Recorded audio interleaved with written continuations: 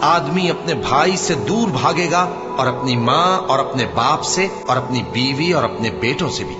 ہر شخص اس روز ایک فکر میں ہوگا جو اسے سب سے بے نیاز کر دے گی۔ اور کتنے چہرے اس روز چمک رہے ہوں گے، خنداں و شاداں یہ نیکوکار ہیں۔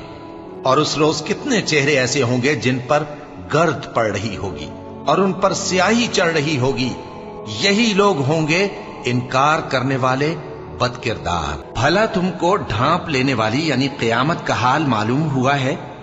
اس روز بہت سے چہرے یعنی لوگ ذلیل ہوں گے، سخت محنت کرنے والے تھکے ماندے دہکتی آگ میں داخل ہوں گے۔ ان کو ایک کھولتے ہوئے چشمے کا پانی پلایا جائے گا، ایک سخت خاردار جھاڑی کے سوا ان کے لیے کوئی کھانا نہیں ہوگا جو نہ مفید غذا بنے اور نہ بھوک میں کچھ کام آئے۔ پھر جب وہ بہت بڑی آفت آئے گی، اس دن انسان جو محنت وہ کرتا